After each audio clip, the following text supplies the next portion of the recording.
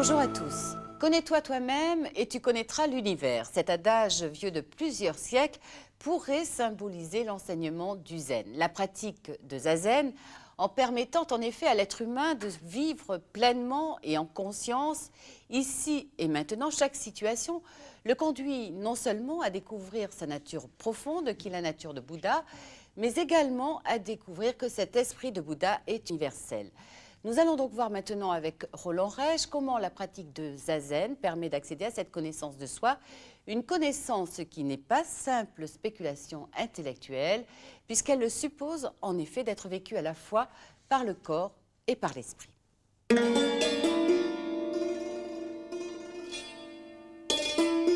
bien, Socrate était à la recherche d'une sagesse, et c'est le point de départ même de toute la tradition philosophique occidentale, une sagesse qui, pour lui, ne consistait pas simplement à se tourner vers le ciel ou à invoquer les oracles, mais à apprendre à se connaître soi-même de manière à trouver un mode de vie plus sage, plus en harmonie avec la réalité de notre existence. Le problème de la philosophie qui s'est développée à partir de Socrate, c'est que très vite, déjà avec Platon, on est parti dans le domaine des idées. On est parti dans les abstractions, dans des notions. Et finalement, la philosophie occidentale s'est beaucoup dévoyée dans des constructions mentales, ce qui fait qu'elle a, pour beaucoup, manqué son objet, qui était la recherche d'une sagesse concrète, d'une manière de vivre heureuse, et qui nous permette de nous sentir vraiment en harmonie avec notre être profond. Alors, ce qui est curieux, c'est qu'à la même époque, c'est-à-dire en gros 5 siècles avant Jésus-Christ, en Orient, en Inde, un homme s'est posé la même question que Socrate. Et Bouddha a fait le pari qu'il y avait un moyen beaucoup plus direct et beaucoup plus efficace d'atteindre à la sagesse et à la libération et au véritable bonheur, qu'il appela le nirvana, en faisant un retour sur soi-même à travers une pratique de méditation qui aboutisse à une connaissance de soi. Mais cette pratique de méditation, donc le zazen, que le Bouddha a découverte au bout de son cheminement, est une pratique qui, à la différence de la réflexion philosophique occidentale, implique une totale présence à soi dans son corps, dans sa respiration, ici et maintenant. Et ça crée une différence fondamentale dans les effets de cette quête de vérité, de cette recherche de sagesse, qui, à travers le zen, n'est pas purement intellectuelle, n'aboutit pas à des constructions mentales, mais aboutit à une intuition, à un ressenti qui modifie immédiatement notre manière d'être au monde.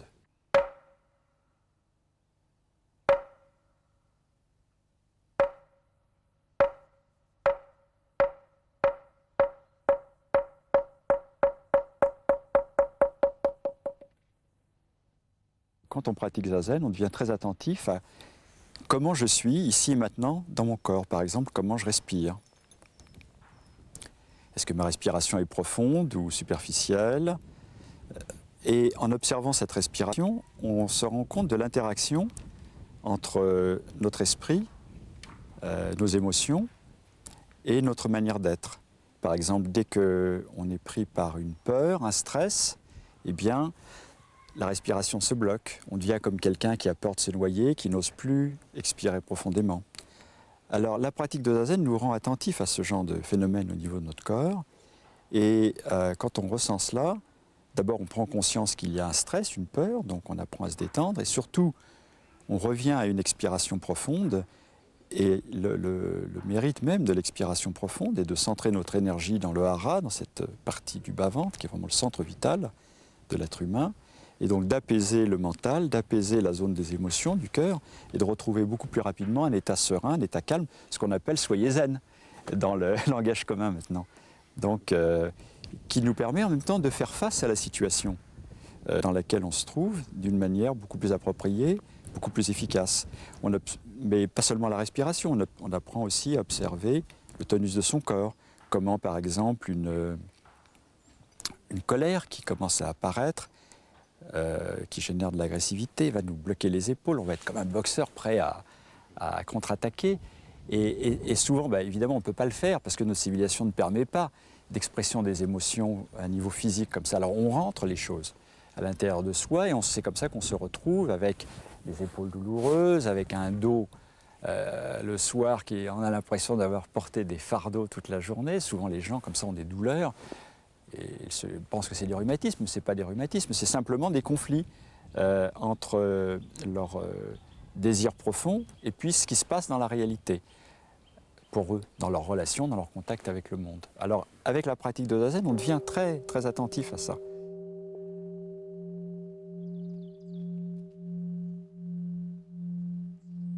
On devient aussi attentif aux besoins de notre corps. Par exemple, il y a une maxime zen fondamentale qui est quand j'ai faim, je mange, et quand je suis fatigué, je dors. Ça paraît chose élémentaire, mais en réalité, peu de gens ont cette sagesse du corps de respecter vraiment les besoins de son corps. La plupart du temps, les gens, quand ils se sentent fatigués, ils prennent une tasse de café pour continuer, essayer d'être aussi performant que possible, au lieu de se reposer, faire une sieste au milieu de l'après-midi, par exemple.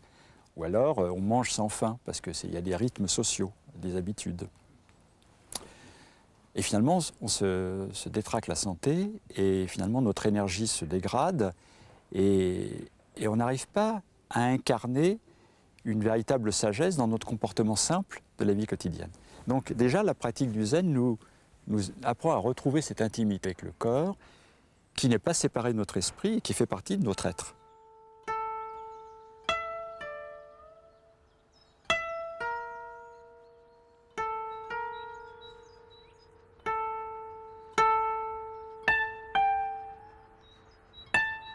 Notre manière de fonctionner, c'est d'essayer de retenir ce qui nous est agréable, de fuir ce qui nous est désagréable, et nous passons notre temps dans une espèce de combat, comme ça, permanent, pour garder les sensations agréables et fuir les sensations désagréables. Mais on ne parvient jamais totalement à fuir le désagréable ni à garder l'agréable, et de là, beaucoup de souffrances et de tensions apparaissent, et de conflits même.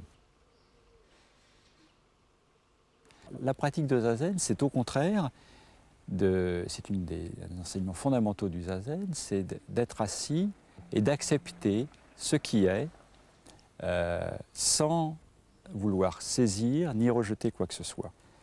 Et cette manière de s'harmoniser avec ce qui est, d'accepter la situation présente telle qu'elle est, devient une source de grande libération et de grande sérénité. On arrête le combat, on cesse de constamment se battre contre le désagréable ou la peur de perdre ce qui est agréable. Et donc il se réalise un détachement intérieur, un relâchement de toutes nos tensions et finalement une meilleure harmonie avec notre vie réelle de l'instant présent. Et par exemple, il y a une histoire zen que j'aime bien, où un disciple avait demandé à Maître Tosan, quand vient la grande chaleur, la canicule, comme on a eu cet été, ou quand le froid extrême apparaît, comment trouver le lieu où il ne fait ni chaud ni froid. Et Maître Tosan avait répondu à ce disciple, ce lieu, c'est le lieu où quand j'ai froid, j'ai totalement froid, et quand j'ai chaud, j'ai totalement chaud. C'est-à-dire, je fais un avec la chaleur quand il fait chaud, je fais un avec le froid quand il fait froid, et à ce moment-là, il n'y a plus dans mon esprit de regret d'autre chose.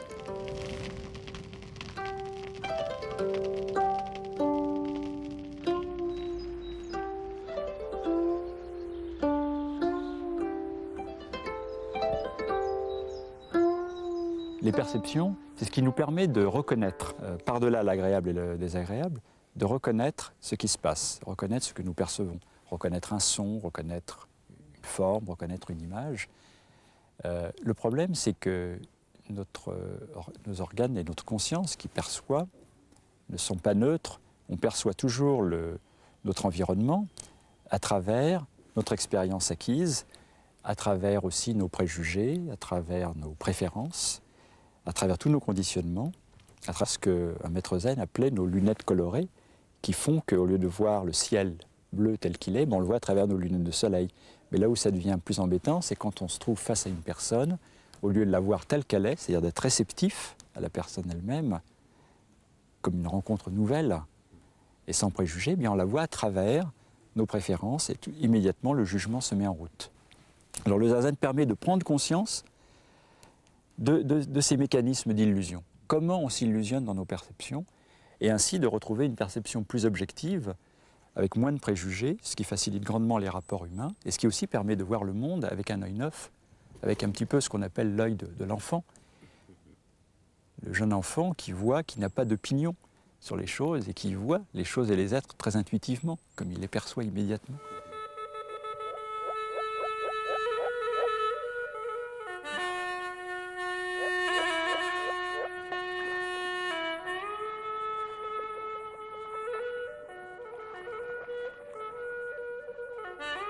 Je crois que c'est très important d'être conscient de ses désirs. Beaucoup de gens n'ont pas conscience de ce qu'ils désirent profondément. Et donc suivent les modes, poursuivent toutes sortes d'objets soi-disant de désir, mais qui les laissent constamment insatisfaits parce que ce n'est pas connecté avec ce dont ils ont un besoin réellement profond. Alors, quand nous pratiquons Zazen, on voit défiler tout ce cinéma mental de nos désirs notamment. On ne les réprime pas, ce qui permet de les amener à la surface, de ne pas les refouler. Donc d'être moins conditionné dans notre vie quotidienne par des désirs inconscients qui nous animent, qui animent tout le monde. Mais surtout d'accéder de plus en plus profondément à notre véritable désir, qui est finalement la quête fondamentale de l'être humain. Arriver à se connecter, mais quel est le désir fondamental qui m'anime au fond et qui pourrait faire sens dans ma vie si j'étais réellement connecté avec, mais qui fait que, du fait d'en ne pas en être conscient, eh bien, je suis constamment à côté, à poursuivre autre chose, à des ersatz de satisfaction et jamais réellement profondément satisfait. Et la pratique de Zazen finit par nous mettre en contact avec notre désir spirituel le plus profond, qui est le désir d'éveil. Et qui devient le point de départ alors d'une pratique du Zazen authentiquement spirituelle, authentiquement religieuse, à partir de cette conscience, de ce besoin fondamental à tout être humain de réaliser la dimension spirituelle de sa vie.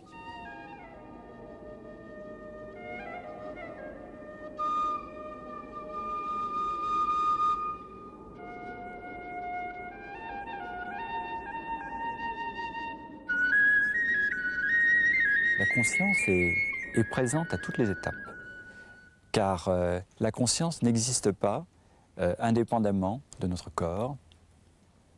Il y a une conscience du corps, la conscience est conscience de nos sensations, la conscience est toujours conscience de quelque chose.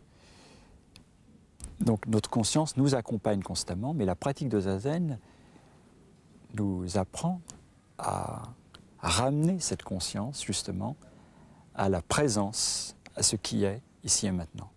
Mais pas seulement ça. Il est aussi important de lâcher même cette conscience-là, de lâcher la conscience qui est consciente de quelque chose. Parce que c'est utile d'être conscient de ce qui se passe. Mais finalement, la véritable libération, c'est au-delà de la conscience qui crée la séparation entre soi et l'objet. C'est finalement de réaliser cette conscience sans conscience. Cette conscience qu'on appelle dans le Zen Nishiryo, cette conscience au-delà de toute mesure, au-delà de toute dualité, au-delà de toute séparation. Et c'est finalement la conscience qui se réalise quand on est corps et esprit totalement en unité, dans l'assise en Zazen.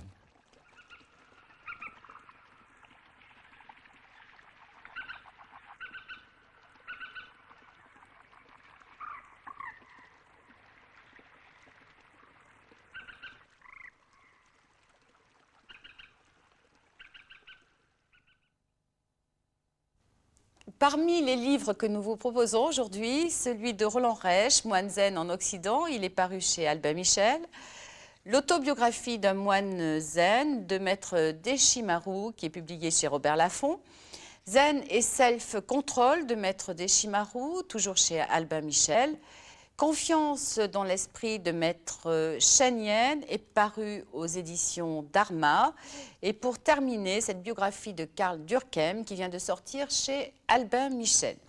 Je vous rappelle l'adresse à laquelle vous pouvez nous écrire, UBF, boîte postale 240 étoiles, 75 770 Paris CEDEX 16. Le Minitel vous donnera par ailleurs des renseignements complémentaires sur les centres bouddhistes en France. Il vous suffit pour cela de composer le 3615 code France 2. Merci de nous avoir suivis. Nous vous souhaitons une très belle fin de journée à tous et nous vous donnons rendez-vous dimanche prochain à la même heure sur cette antenne.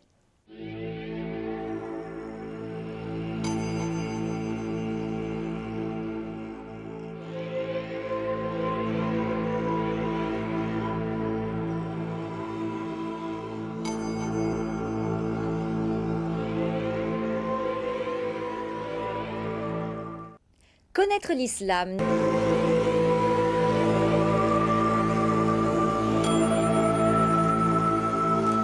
Bonjour à tous. Sois zen, c'est ton karma. Ces termes font désormais partie du langage courant. Mais si l'on demande, par exemple, à ceux qui l'utilisent, la signification du mot karma, on s'aperçoit que la plupart des personnes qui l'emploient ne savent pas le définir. Alors, quelle est sa signification? Quelles sont ses implications? Possède-t-il forcément des connotations négatives, voire catastrophiques? Roland Reich, moine zen, va répondre à ces questions dans cette émission qui est consacrée, vous l'aurez compris, bien sûr, au karma. Roland Reich, bonjour. Bonjour. Alors, vous avez été l'un des plus proches disciples de Maître Deshimaru, c'est lui qui vous a ordonné moine en 1974. Vous êtes l'un de ses héritiers spirituels, vous êtes l'un des principaux responsables de la ZI, l'Association Zen Internationale en France, et vous êtes actuellement responsable du dojo de Nice, et vous enseignez également un peu partout en France et en Europe. Alors peut-être la première chose serait de définir ce que l'on entend par karma. Oui, alors le karma, du point de vue du bouddhisme, c'est essentiellement l'action, mais l'action qui n'est pas limitée à l'action du corps, c'est l'action de l'esprit aussi, c'est-à-dire par exemple les intentions, les délibérations, c'est aussi la parole. Et en plus de ça, c'est une action qui est délibérée, qui est orientée par une intention, et qui va avoir des effets. Alors généralement, on englobe dans la notion de karma aussi les effets, mais normalement, il faut distinguer l'action elle-même de ses fruits, qui sont les effets du karma. Alors en fait, quand on emploie le mot karma, c'est pour exprimer la relation de causalité entre l'action et ses effets? La notion de karma implique cette notion de causalité, mais c'est une causalité d'ordre moral.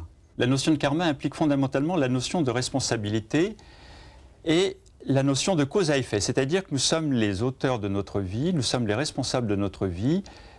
Notre vie est ce que nous en avons fait. Alors, donc c'est une notion extrêmement positive.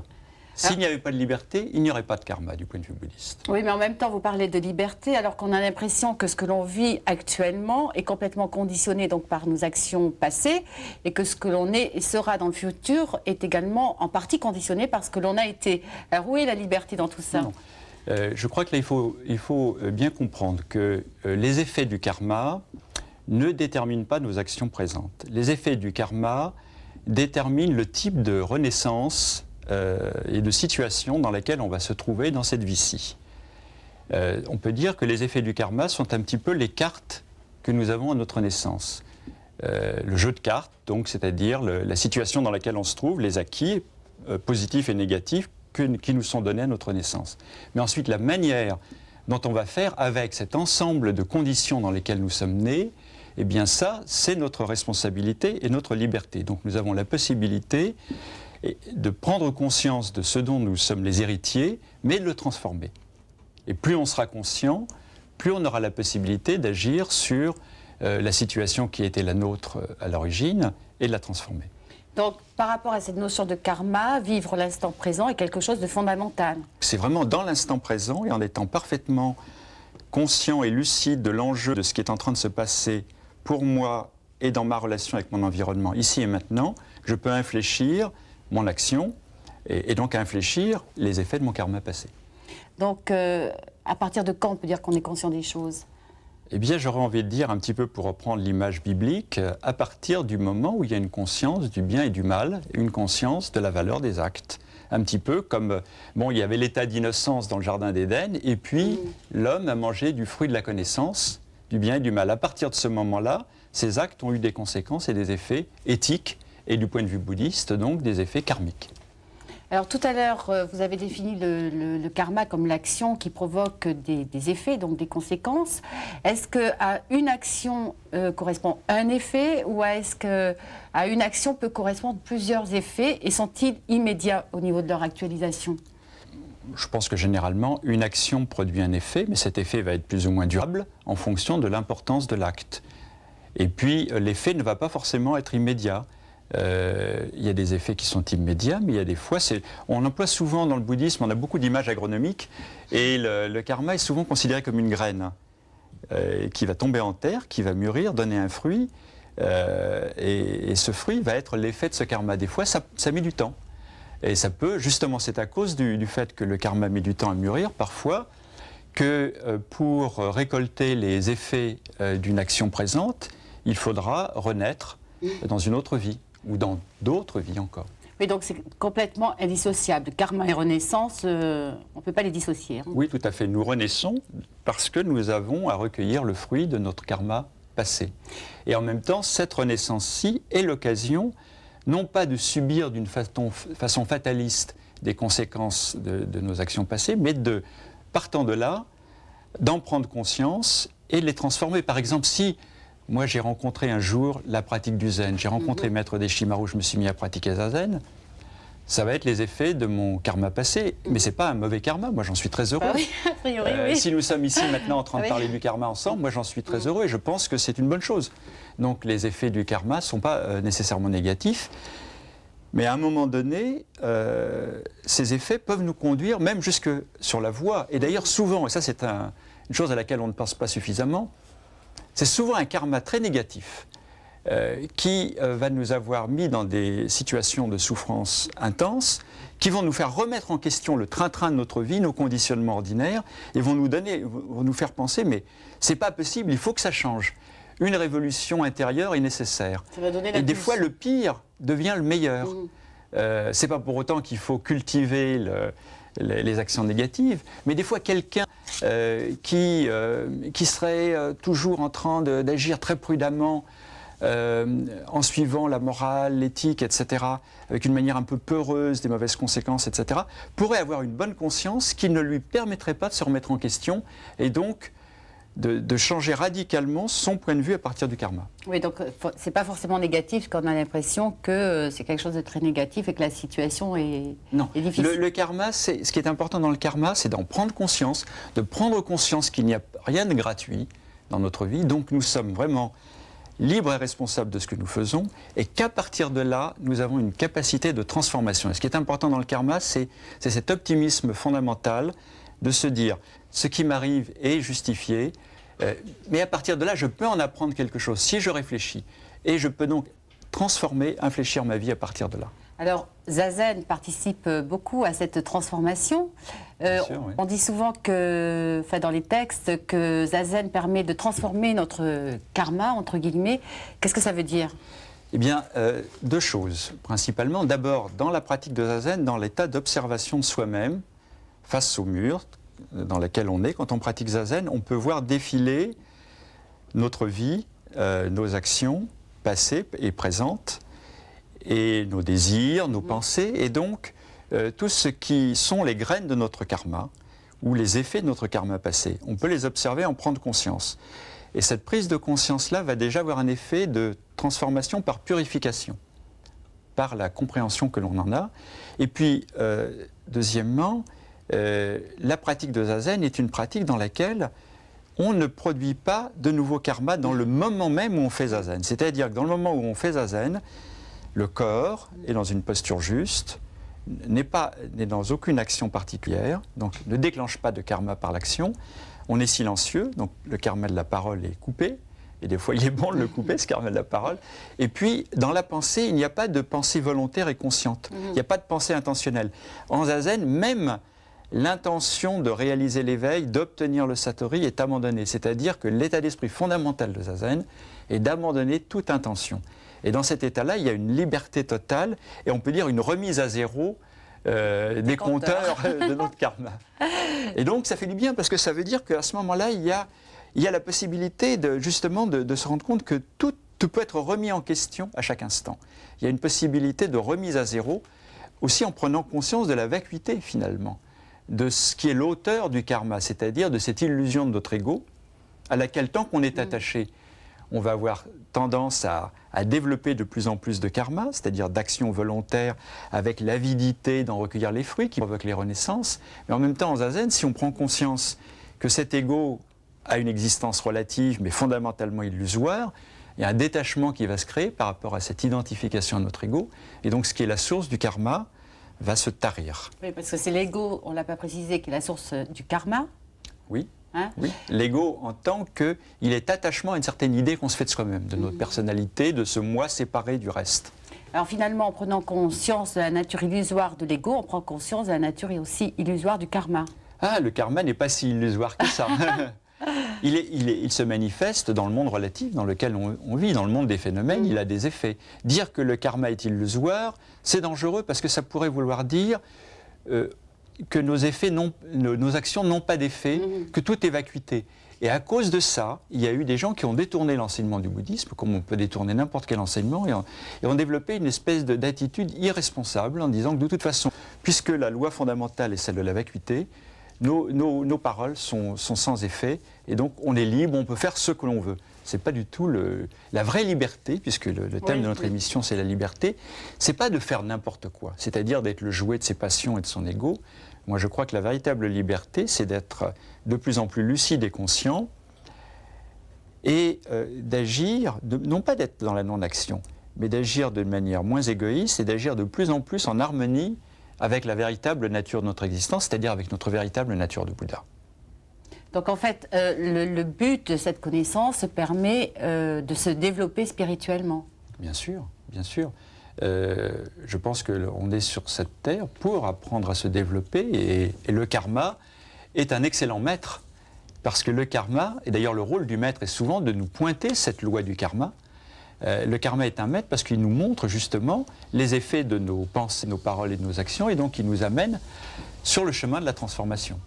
Alors finalement, nous ne pouvons pas échapper à notre karma, mais nous sommes fondamentalement libres de l'assumer ou de ne pas l'assumer. Oui, on ne peut pas échapper aux effets de son karma passé. Oui. Mais par contre, si on développe une pratique spirituelle, une pratique de méditation, à partir de la conscience que l'on prend de ce karma, non seulement on va pouvoir le transformer, mais on va pouvoir aboutir à une existence au-delà de tout karma, sous réserve d'une chose, c'est que la pratique de la méditation, la pratique du bouddhisme en général, nous fait prendre conscience de notre interdépendance et de notre solidarité avec tous les êtres. À partir de là, va se développer un esprit de compassion. Cet esprit de compassion va être la motivation d'un nouveau type d'actions, de pensées et de paroles, qui sont celles du bodhisattva, celles de l'être, qui est complètement animé par cet amour des autres et cette compassion. Alors on peut dire qu'il va créer un nouveau karma. Mais positif. Mais d'abord c'est un karma positif, et dans la mesure où ce sont des actions qui n'ont pas pour but d'en tirer un profit personnel, mais qui sont des actions totalement désintéressées, orientées uniquement vers le salut des autres, en fait on peut dire qu'il s'agit d'actions qui ne produisent pas de karma. C'est-à-dire qu'on peut agir sans que ça soit producteur de karma. Merci Roland. Merci. Alors, parmi les livres que nous vous proposons aujourd'hui, Zen et vie quotidienne de Maître Deshimaru, il est publié chez Albin Michel. Pratiquer le Zen de Pierre Crépon, il est publié chez Pocket. Éloge du silence de Marc de Smet est publié également chez Albin Michel. Chan, Zen, Racine et Floraison est publié par les Deux Océans. C'est un ensemble de textes exceptionnels sur les différents aspects du bouddhisme zen. Et pour terminer, toujours aux Deux Océans, les Anciens de Huangpo. Huangpo était un maître zen du 9e siècle. Avant de vous quitter, je vous rappelle notre adresse, UBF boîte postale 240 étoiles, 75 770 Paris, CEDEX 16. Par ailleurs, le Minitel vous permettra de retrouver notre rubrique livres et vous pourrez ainsi retrouver aussi tous les renseignements sur le bouddhisme en France et voir comment vous procurer des cassettes de notre émission. Merci de nous avoir suivis. Nous vous souhaitons une très très belle journée à tous. À dimanche prochain.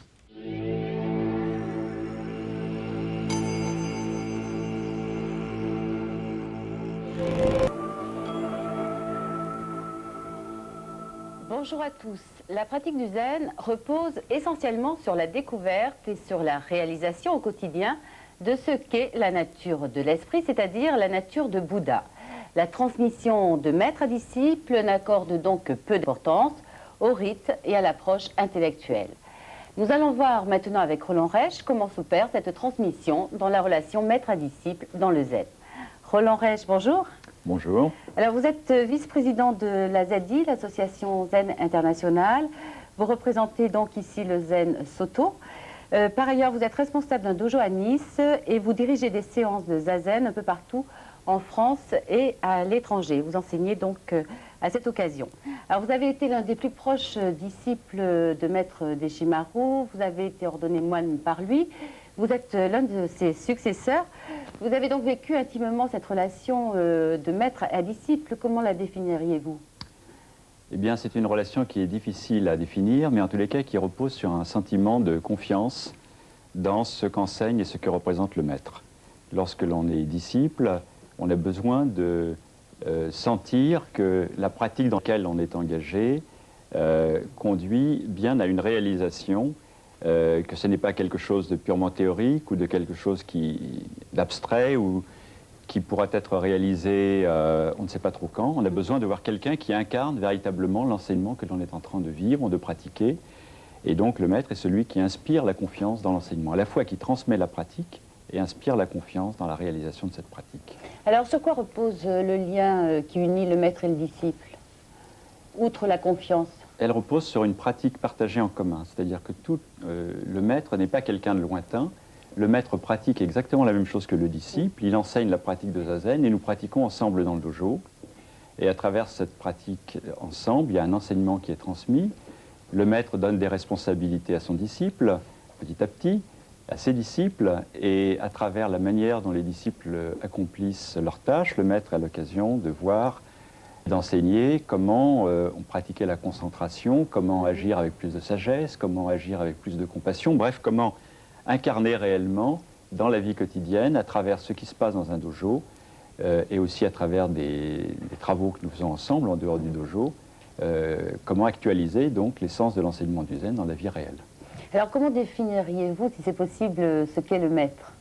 Eh bien le maître est essentiellement un guide, c'est-à-dire quelqu'un qui a lui-même reçu l'enseignement d'un maître, qui a eu l'occasion de pratiquer pendant très longtemps ce que par la suite il va transmettre, qui a été certifié par son propre maître, donc on ne s'improvise pas maître. Donc un maître doit avoir été enseigné et certifié par un vrai maître, et surtout il est là pour guider. Il ne peut rien faire à la place de son disciple, mais il est là pour montrer un chemin et montrer la manière de la pratique juste, de manière à éviter de se mettre dans des impasses et de finalement stagner dans une pratique dont le sens est une véritable libération de l'être, une vie plus en harmonie avec notre vérité profonde. Et bon, il y a des pièges sur cette voie, et le maître est là pour guider et éviter qu'on tombe dans ces pièges, ou si on y tombe, d'en sortir le plus vite possible. Alors, dans l'extrait que nous allons voir maintenant, extrait qui est une interview réalisée à la Gendronnière, Guy Soubigou a demandé à Michel Beauvais, qui dirige un dojo en Suisse, ce que représente le maître selon lui. Bon, un maître enseigne à travers tous les phénomènes de la vie quotidienne. Hein, le maître, c'est quelqu'un on dit de réaliser, mais en fait c'est quelqu'un qui est complètement dans la condition normale, car l'esprit clair, un homme éveillé. Éveillé, ça veut dire être dans la vie, complètement vivant. Le disciple, par contre, il a plein de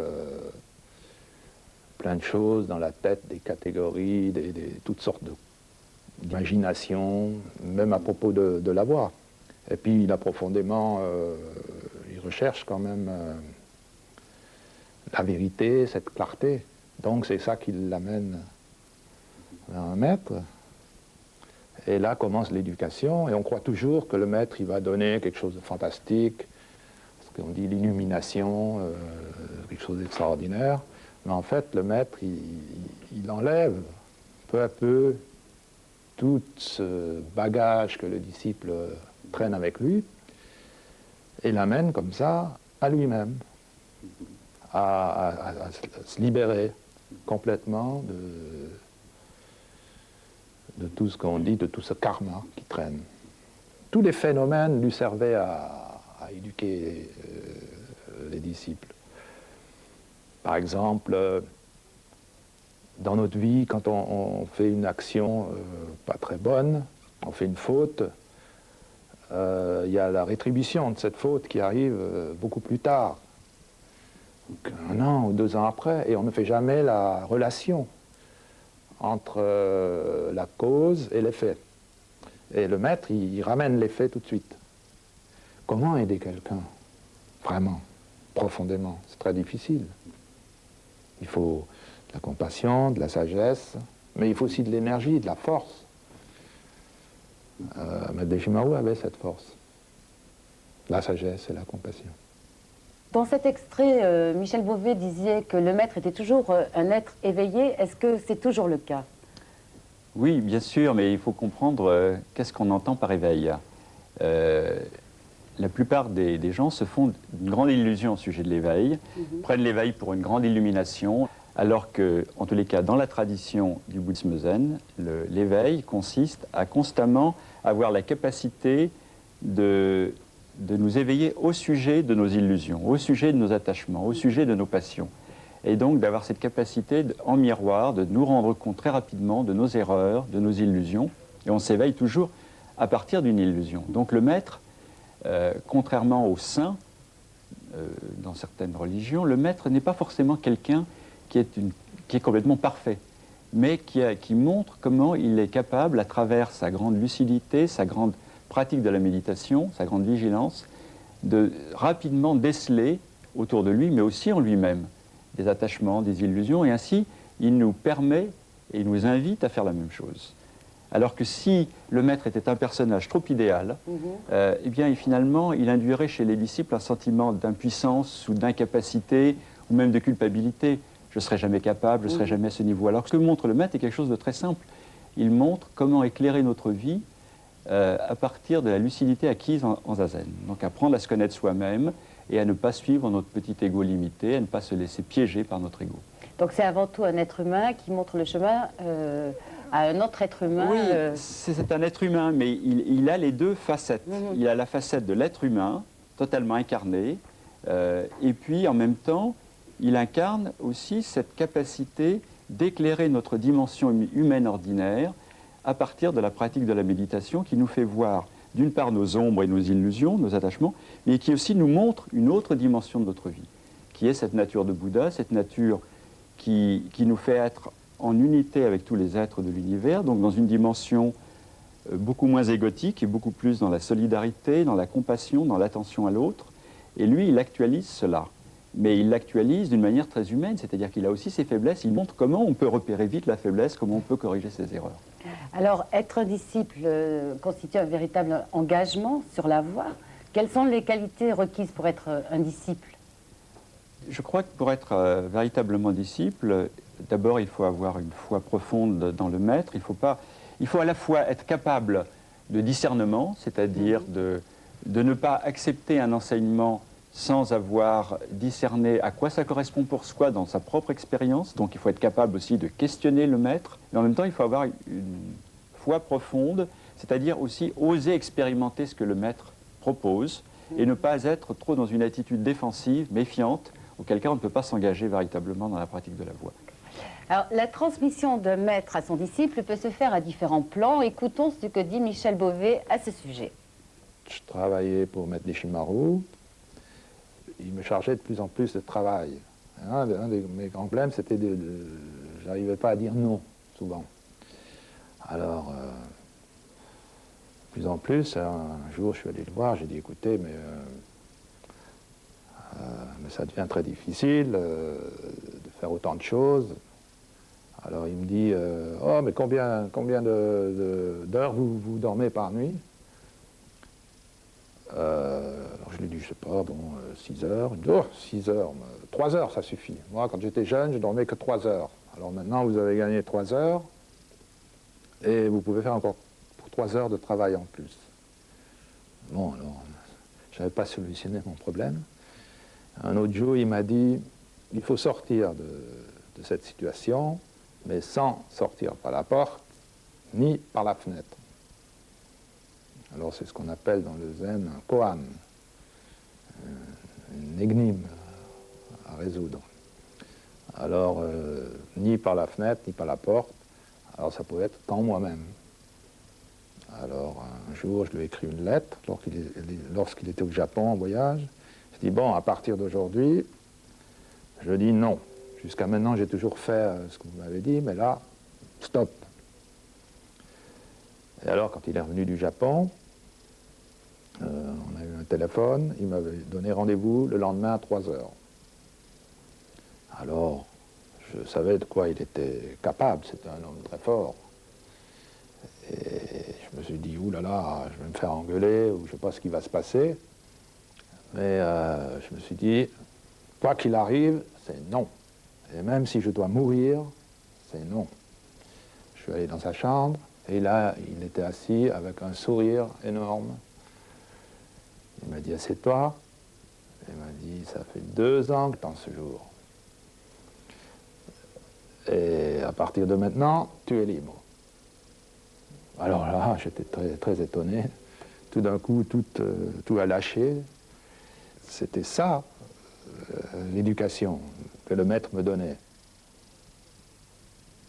Est-ce que la transmission se fait toujours de manière silencieuse? Parce que pour les Occidentaux, ça peut paraître un peu difficile à comprendre, ce type de transmission.